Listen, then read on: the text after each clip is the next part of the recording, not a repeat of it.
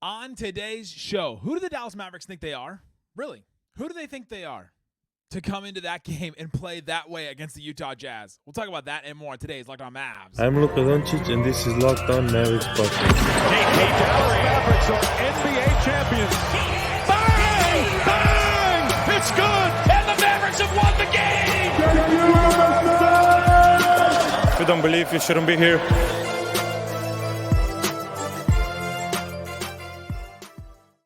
And welcome. You are locked on to the Dallas Mavericks. My name is Nick Angstadt, media member and NBA channel manager for the Locked On Podcast Network, your team every day. Thanks for being part of the show and making Locked On Mavs your first listen today. The best way you can help us grow the show is to listen every day, leave a 5-star review, like the video, and comment anything below. Let me know in the comment section, what's the Mavericks' biggest weakness? The biggest weakness, the biggest one you can think of. Let me know. This episode is brought to you by PrizePicks, the easiest and most exciting way to play daily fantasy sports. Go to prizepicks.com/LockedOnNBA. Use the code LockedOnNBA, all lowercase LockedOnNBA, for a first deposit match up to $100. The Mavs lose to the Jazz. Kyrie Irving returns. We should be excited about Kyrie getting back, about the Mavs Big Two back together for the first time in a while since December 8th, I think. And we should be looking at this Jazz game going, oh, the Mavs are coming off of a really good team win against the Warriors. And here we are. The Mavs lose this game in a fashion that made it look like the Mavs spent last night, New Year's, in Los Angeles or wherever they were, or maybe in California, and the Jazz spent it in Utah. Right? You could chalk it up to that. You could just say, oh, the Mavs just didn't have it. Look at the Jazz. Jazz shot super well from the floor. What did the Jazz shoot? Well, 51% from the field, and they shoot 27% from three. So that means that they shot so well from two that the Mavs just couldn't keep up with what the Jazz were doing. And the Jazz were pretty healthy too. Larry Markkinen was back, and Colin Sexton and Jordan Clarkson got the first triple-double since, like, some of you were not even born. Like, it's fine. It's fine. I'm not going that way today. I'm looking at this game, and what I just watched told me one thing about this Mavericks team. They do not know who they are with this loss. Because if you lose a game like this, where Kyrie comes back, Dante Exum was available, you've got Luka, you got this new lineup that you feel good about, that you're excited about with the emergence of Dante Exum, with Dereck Lively playing the way he's been playing, with Derrick Jones Jr. giving you what he's been giving you this season. You've got a pretty full bench now that you feel good about, with contributions from Tim Hardaway Jr. and Josh Green coming back, and Grant Williams doing some things. And, you know, you've got the good contribution. Like, you can spread your two stars out into bench units now. Luka's been playing amazing. Kyrie's back now. And you come into this game, and if you're the Dallas Mavericks, you lose 127-90. Score 11 points in the fourth quarter. Jason Kidd pulled the plug with 6 minutes and 42 seconds left. Now, that's probably your biggest indicator that the Mavericks just didn't have it in this game. That they partied too much for New Year's, and that they came into Utah, and they don't really drink in Utah. I don't know if you guys know this or not. They drink like a carbonated milk beverage, like a Coke plus milk beverage. That's like their whole thing. People like line up for it in the mornings, just like coffee. I'm not sure that the Jazz partake in that necessarily. My boss would probably be upset with me if I'm talking about Utah this way. But the Jazz looked so much more prepared. They looked like they cared more. It looked like they came in and said, hey, we're supposed to be the quote-unquote underdogs, with Luka and Kyrie being the two best players in the game. I don't think that was the case tonight in the way that they played. But, you know, Dereck Lively outplaying what Walker Kessler did. Like, you're looking at this team going, oh, man, this Mavs team should be so much better than this Jazz team coming in, even if the Jazz get teams back or get players back. That is not what happened in this game at all. And so I wonder, do the Mavericks know who they are? If you're the Mavericks, and I'm going to talk to you for a second, Mavericks, you are not good enough as a team at this point to just walk into a game, expect, all right, we're getting Kyrie back, and then all of a sudden everything fall into place, and you're just going to walk over teams. You've done a good job, still talking to the Mavericks, so hold on for a second. Let me talk to the Mavericks. You've done a good job this season of taking care of business. Office Depot, you've done a good job of coming into games that you're supposed to win and winning those games. So far this season, the Mavericks are 12-3 against teams below 500 this season. I think it was 12-2 before this Jazz game. They're 12-3. They've been able to come into games and take care of business when they needed to. One of those losses I know is to the Grizzlies, and that was without Luka. I'm pretty sure the other one is too. And you come into this game and it wasn't even that they lost to the Jazz. The Jazz have been playing really well lately. I'm going to give them a little credit because the Jazz, since December 13th now, are 8-3. They've had almost 120 offensive rating, which is amazing. Points scored per 100 possessions. 116, almost 117 defensive rating. That's actually, those numbers are probably going to go improve for both of them after this Mavs game. But they've been a good team for the last 2 or 3 weeks or so. I think they're a really well-coached team. They look like they're more prepared. They look like they're better together. And if you compare that to what I just saw with the Mavericks are the opposite of that in this game. They did not look prepared. They did not look like they had a game plan. It just looked like you're going to roll the ball out and say, all right, Kyrie's back. We've got this. We've got this in the bag. We take care of business against these teams. You can't have it. You just can't have a game like this if you're going to continue and try and be one of the best teams in the West. And honestly, if you're going to make the playoffs in the West, because right now, the Mavs have been playing pretty well this season. I just said they take care of business really well. They're 19-15. They're in 7th right now. The West is too good for you to drop one of these games and for you to not know who you are and to walk into a game like this and be overconfident about who you are as a team and then just not even show up really. How many cuts to the basket did the Jazz have where they just got a wide open dunk or a wide open layup in some way? The Mavs defense, we've talked about, you and I have talked about this a million times. Their defense is predicated on effort. It's on guys being together, playing together, knowing who's going to be where, especially when the Mavericks play smaller. They've got a rookie center. He's still, working his way into the NBA. They've got to be communicative. They've got to know who's getting who's picking up who's jumping out to rotate. And the Jazz have this ball movement. They get a ton of assists. How many did they finish in this game? It felt like they had a million. The Jazz in this game, 37 assists to 49 made shots, which is a ton. Especially a ton compared to the Mavericks. And the Jazz just ball movemented the Mavericks all over the court. They would pass one way. The ball moves faster than a player. Ball moves one way. Somebody tries to catch up to it. Then somebody has to go run over there. Then somebody has to run over there. And then all of a sudden, Walker Kessler's at the rim for a lob. It was over and over and over again in this game. And it makes me wonder if this Mavericks team just is overconfident about who they are. We've got Luka. We've got this. Kyrie's coming back. We've got this. It's a ridiculous notion because in the NBA today, teams are too good. This Jazz team has been too good. It seems crazy to say if you look at it. If you told me this roster was too good for the Mavs to overlook them 3 years ago, I said, who's their best player? Oh, it's Lauri Markkanen. Oh, Simone Fontecchio is going to go off for 24 this game. Oh, guess what? Chris Dunn is back, and he's playing good defense. Oh, hey, guess what? Colin Sexton is not even going to score 10 points, and the Mavs are going to get beat. Hey, Jordan Clarkson is on. It's just you just go down the list and you go, man, these are the best players on the Jazz, and the Mavs are better than them. They have more talent. They have more talent than that team. You have Luka, you have Kyrie, you have a pretty solid role players around them. You should have come in and beat this team, Mavericks. And yet, you look at what happened, and it looked like they partied too hard the night before. Came in, didn't know what they were doing, didn't really have a game plan. And to Jason Kidd, he came in and was experimenting with lineups. He tried to, start the lineup that the Mavs have been talking about. He tried to throw guys in here and there. He tried Hardy, who seemed to work in the third quarter. We'll talk about him a little bit later. But I think that this Mavs team came in with just too much. They got lost in their own sauce a little bit in who they are as a team. Overlooked this Jazz team because you just beat them by 50 last time you played. It's a completely different team than the one you beat by 50. A bunch of players from theirs are back. And the Mavs just looked at it and were way overconfident who they think that they are.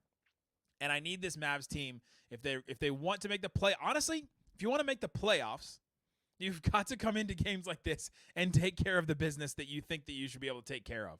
And they just did in this game. And it makes me wonder, going forward, if the Mavericks know who they are. That's been my big question about the Mavs right now. Do you know who you are? Do you know what you need to do? Do you know what preparation you need? Do you know what game plan you're supposed to have? Kid, what was the game plan in this one? Because I don't know. Offensively, it was a mess. Second quarter, Luka was jacking threes up all over the place. We'll talk about that. We'll talk about how the Mavs lost this game and more coming up on today's Locked On Mavs. Today's episode brought to you by Prize Picks. Prize Picks is daily fantasy made easy. Go to Prize Picks right now, and you can pick the more or less on projections on 2 to 6 player stats and watch the winnings roll in. All you have to do is go to prizepicks.com. You can log in, and you can join different leagues and stuff to do like specials and combos. So like Travis Kelce receptions, LeBron James, three-pointers made, things like that. You can combine it. They got college football projections as well. You can do all kinds of stuff with Prize Picks. It's fun. It's daily. You don't have to play against guys that know exactly what they're doing and have been playing it for years. You're just playing against the projections. So if you think that you can go on Prize Picks right now, go to prizepicks.com. Just try it. Go to prizepicks.com/LockedOnNBA. See if there's a projection on there, either points, rebounds, points plus rebounds plus assists. You can go to the football one, rushing yards, all that kind of stuff. If you want to put your money where your mouth is and say, oh, that player will definitely get more or less than that projection, go ahead and try it. PrizePicks.com. Again, use that code LockedOnNBA for first deposit match up to $100. PrizePicks.com/LockedOnNBA. Use that code LockedOnNBA. It's all lowercase, LockedOnNBA. And check out PrizePicks.com. Daily fantasy sports made easy. Thanks, everybody, for being part of the show and part of the Raccoon Squad, listening every day. We appreciate each and every one of you. Last day that I'm traveling, I'll be back. So I'll be back in the normal studio. Back with Slightly Biased on Wednesday, back with the guest, hopefully Dana Larson this week, and all that. So this is the last day you'll have me just completely solo, not at home and in my studio and all that kind of stuff. If you're joining for the first time, appreciate you. This is a 5-day-a-week and every post-game Dallas Mavericks podcast, Locked On Mavs. Appreciate you jumping in. Who are the Mavericks? I don't think they knew who they were, because coming into this game, it was just a mess. Even from the beginning, they only outscored the Jazz in one quarter, and it was by 4. Or in one quarter, and it was by 4 in the second. The Jazz did shoot really well. Now the Jazz came out; they were hot early, and it felt like the Mavericks really took that to heart and just like got frustrated because they are losing going into the second quarter, 26-37. The Jazz had shot 62.5%. The Mavs had missed 8 threes. They were 1 for 9. And it felt like the Mavs teams in the past where they miss a bunch of threes, then they get frustrated, and then they don't get back on defense, and they don't rotate, they don't put the right effort in. It felt like that kind of a team again. And they just have to break that. They have to break that habit if they want to be a playoff team this season, if they want to continue to be good, and if they want to continue to follow this path that we've been talking about, where they are good this year, they at least make the playoffs, maybe win a first-round series, hopefully win one. And then next season, this offseason, you make a big move and then you take a step forward. You're not going to do that if you have games like this where you don't take care of business. You take a team lightly that you probably shouldn't, and you come in and you lose in such a way. I mean, Luka, the beginning of that second quarter, he hit a couple of threes, got really 3-point happy, and then just jacked a bunch more. He just was chucking up threes over and over and over again, and that's just not good offense for the Mavericks to walk to the other end and to just him shoot a 3, or Tim Hardaway Jr. just jack up a 3, or Kyrie Irving just jack up a mid-range shot. They're just not getting into anything. They're not making anything happen. And this Mavericks team, since December 14th, they're 4-7. Their offensive rating has been 112. 112 points scored per 100 possessions. To give you a perspective, 112 points per 100 possessions is the Washington Wizards offense, the Chicago Bulls offense, the Los Angeles Lakers offense, and the Jazz offense for this entire season. They are playing like one of those teams recently over the last couple of weeks. They are not organized enough. They have not been playing well enough for them to just walk into a game and think they're going to just walk all over a team. You have not earned that right yet. And I felt like in the second quarter is where they really kind of just like gave up and just started jacking up a bunch of threes. And they cut it to like 7 or 8 in that. And just really their defense just betrayed them. Felt like over and over and over again in this one.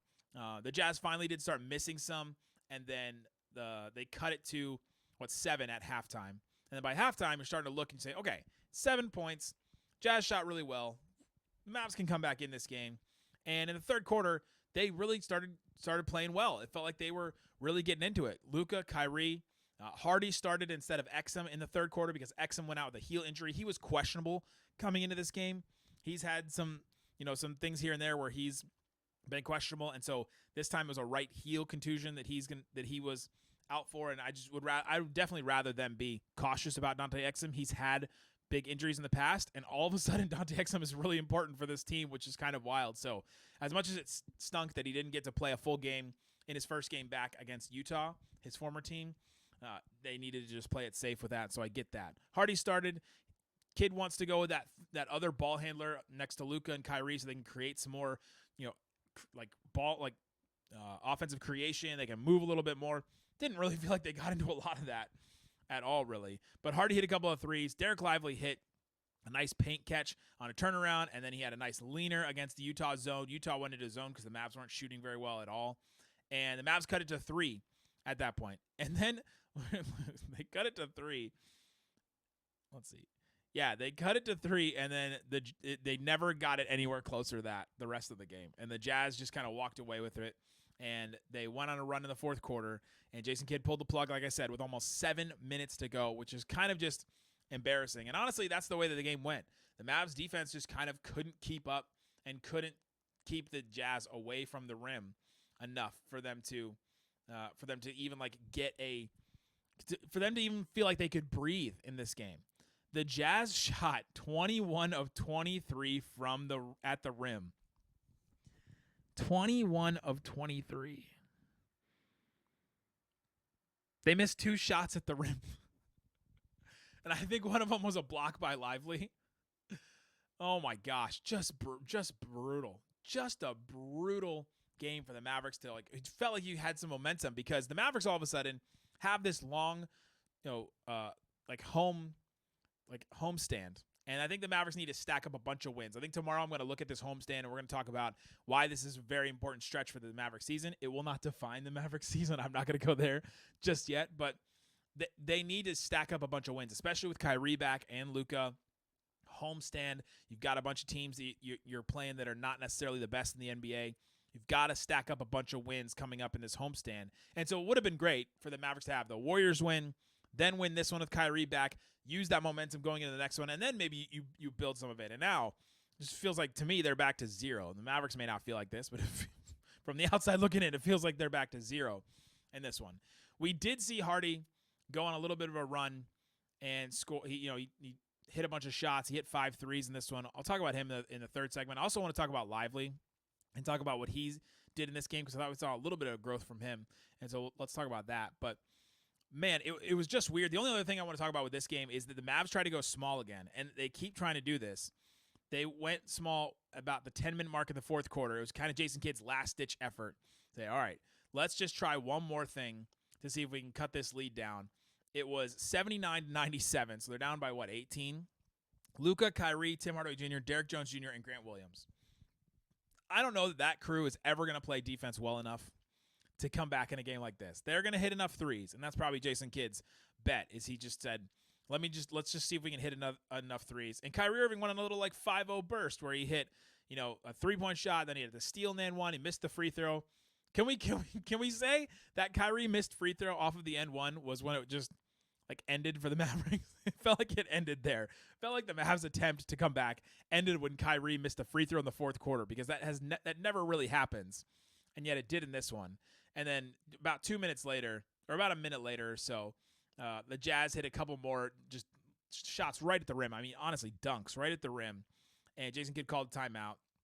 The Mavs tried to come back with the same lineup. Tim Hardaway Jr. had that egregious turnover where he's just literally standing at the top of the key, trying to figure out what to do with the ball because the Mavericks had no offensive plan. I'm telling you, they just didn't seem like they had anything that they wanted to go to. And so Tim's just standing there looking around for somebody to come around at an off-ball screen or just to do something. And the ball gets tapped away from him, and then all of a sudden you get it's 103 to 84. It's a 19-point lead, and you get another dunk at the rim. Grant Williams tried to stir things up with Keontae George, where he was kind of hooking him, and then Grant Williams tries this thing every once in a while where he just get into somebody's face. He gets called for a tech, and Jason Kidd goes, enough. Let's end this. Let's put them out of their misery and take the starters out, take everybody out basically, and put in the very far end of the bench guys. A frustrating, awful loss. But Jaden Hardy and Dereck Lively showed some stuff. What did they show in this game, and were we excited about it, or am I a little skeptical about it? We'll talk about that coming up. Today's episode brought to you by FanDuel. FanDuel Sportsbook has all kinds of odds and lines, same game parlays, bets on the new Explore tab. You can go check. You can find parlays, make a parlay on the Parlay Hub, the best way to find popular parlays. So if you want to do a parlay and you're like, I don't know how to build one. Like, I don't know how to do, all right, let me do this team plus this plus this odd. Like, they have that in the Parlay Hub. So you just click the Parlay Hub and you can pick a couple of really popular ones.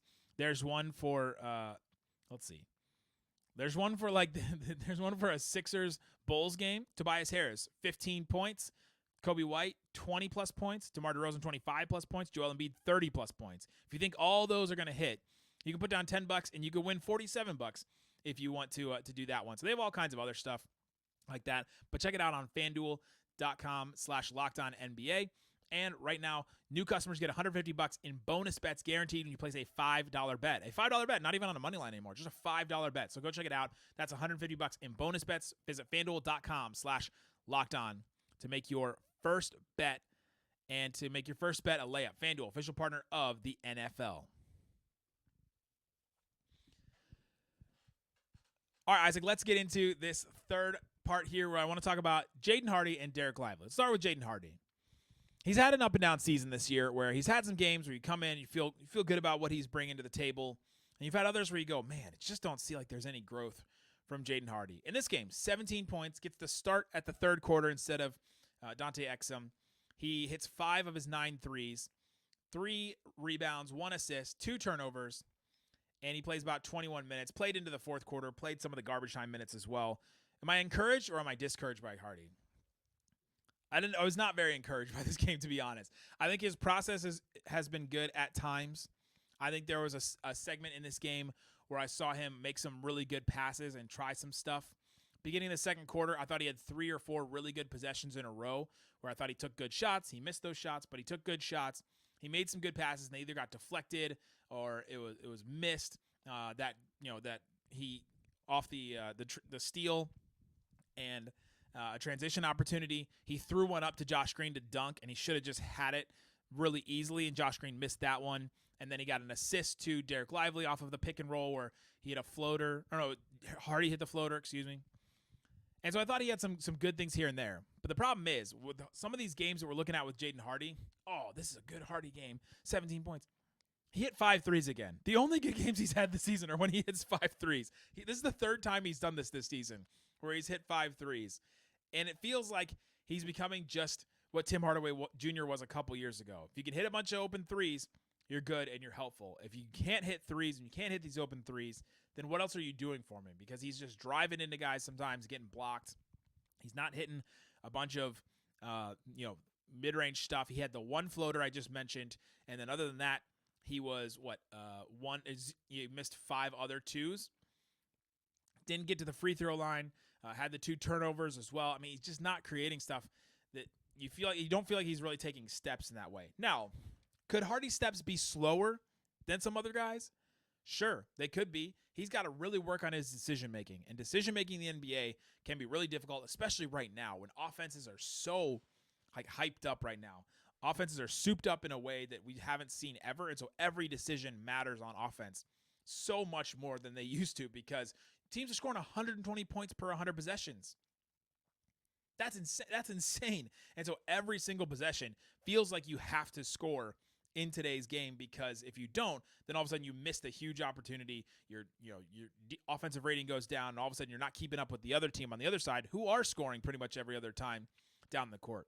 So with Hardy, maybe his steps are a little smaller, and maybe some of these 5-3 games are a good sign of, all right, he's still got the confidence. He can still knock down shots. The more of these games he puts together, that should be better, right? Like the more games where he hits 5 threes and gets hot and shows that he has that ability, that should be a positive for the Mavericks. Problem is he just doesn't seem like he's putting together all the other stuff that we'd love to see. But this is definitely his third game shooting that. He's had a couple other games where he shot 50%. He hit 2 of 4 3 other times, 3 of 8 one time, 2 of 3 from 3. Like he can hit some threes and he can knock down some threes. His percentage has not been that good this season, but remember, he's been playing in real segmented, like weird spots where he'll close a game, but then he won't play another game, and then he'll start one game and then come in the third quarter another game. It's just been all up and down. So with Hardy's growth, let's take the win with the 5 threes and say, all right, it's at least positive that he's continuing to show that he can shoot in the NBA, especially playing off of Luka and Kyrie. If he can get the open shots, he can knock them down. That's at least a skill in the NBA. You'll take that. But can he grow into anything else? Maybe it'll just take a little bit more time with him. On Dereck Lively, there is one thing I am very let's end on the positive here. Something I'm very encouraged by is Dereck Lively's ability to score in the post. He was 5 of 8 in this game. That means he missed 3 shots. I think 2 of them were alley-oops right at the rim that he definitely should have got. He just didn't get his hands on the ball. And it felt like I've been watching a lot of football with my family as I'm traveling. It felt like he took his eyes off the ball before he caught it a couple of times and tried to just dunk it really hard instead of getting it right to the rim, which is just really uncharacteristic of him. But he missed those 2. His other shots, he had some really good stuff. He had a leaner where he's posting up on a guy and he turns and he's like, all right, I've got a weird angle at the basket, but I'm going to put the ball in one hand. It's not fully a sky hook. It's not really a floater. It's just kind of like a leaner where he's got the ball stretched out and he, puts it in the basket. I thought that was good. He had another hook shot in this game, at least 1, maybe 2. He's showing a little bit more he did a couple more times. He scored a couple more times when Luka was double teamed and he got the ball, turned and dunked, or turned and got a layup or something. He's just showing growth in that area, and I think that's such a positive because coming into the season, I was worried about his offense. I was worried about what he was going to bring to the table offensively at all because he was touted as eventually this dude, like he'll be able to rim run, but eventually this dude's going to be able to step out and hit a 3. And I was like, okay, well, what else is he doing? Then I brought on Rafael Barlow from LOCKEDON NBA Big Board, and he said, well, he's got this face-up game a little bit too. And I was like, man, what should I really expect from this guy? Because he didn't do a whole lot in college, but this high school stuff shows that he could be this different guy. But we've seen some good post-up stuff from him. We've seen great stuff out of, Luka getting trapped and double team, him taking advantage of that space. And I'm going to take the positive from Dereck Lively on the offensive end, him being able to score on mismatches, on guys in the post, and all that. So let's take the win on that development of Dereck Lively scoring on a little bit of a post game, a couple of shots here and there. I'll take that win with Dereck Lively. We're moving forward, and the Mavericks have this home stand now for them to stack up some wins, prove who you are as a team, and to not look like you did in this game, because hopefully this motivates them, because man, this is a really frustrating game if you're a Mavs fan. In the comment section, let me know what's the Mavs' biggest weakness. And tomorrow, come back. We'll talk about the Mavs' schedule, why this homestand is so important, what I expect to see, what should we see with Luka and Kyrie lineups going forward. We'll do all that tomorrow. Guys, thanks so much for listening to Locked On Mavs. Peace out. Boom!